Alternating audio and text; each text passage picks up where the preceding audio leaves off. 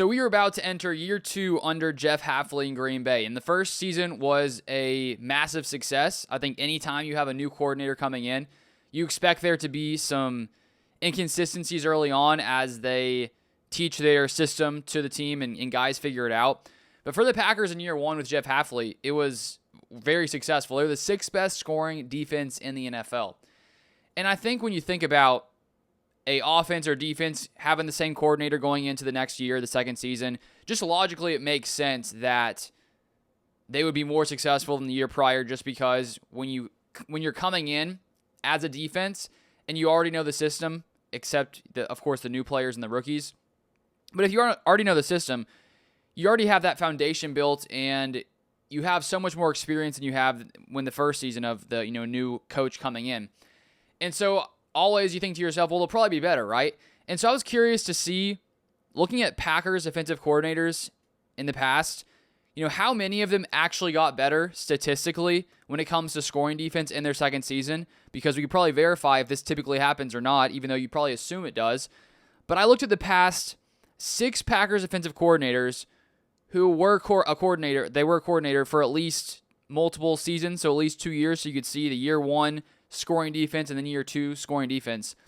And looking at these 6 former Packers defensive coordinators, 5 of 6 of them got better. Their defenses got better in year 2. The only defense to get worse in year 2 was under Joe Barry from 2021 to 2022. The Packers went from a 13th best scoring defense to the 17th best scoring defense. And I'll run through the rest here.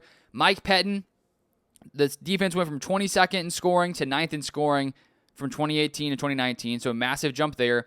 With Dom Capers, the Packers went from 7th in 2009 to 2nd in 2010, and then, of course, they won the Super Bowl that second year.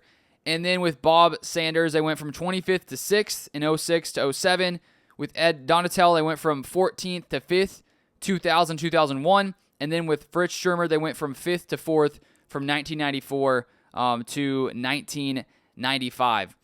And so just looking statistically here, odds are the Packers defense does get better. It is going to be tough when you look at how good they were last year, because let's say they were a middle-of-the-road team, 15th best defense in the NFL.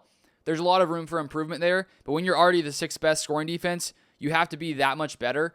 But I really think when you look at what the Packers have here and you look at the defensive players and all of the young players last year who were very fresh, very new, guys like Edgerrin Cooper, Evan Williams, Javon Bullard, all being rookies, they were figuring things out with Jeff Hafley as the season went on. And so now a lot of those guys who are going to be playing a massive amount of snaps for this Packers defense, not only are they going to be in the second year with Jeff Hafley, but also these guys are no longer rookies, and we also typically see massive jumps from players in year 2 and 3 as they really start to figure things out and get used to playing in the NFL. So that's a good sign that typically these Packers defensive coordinators, their defenses have gotten better outside of Joe Barry.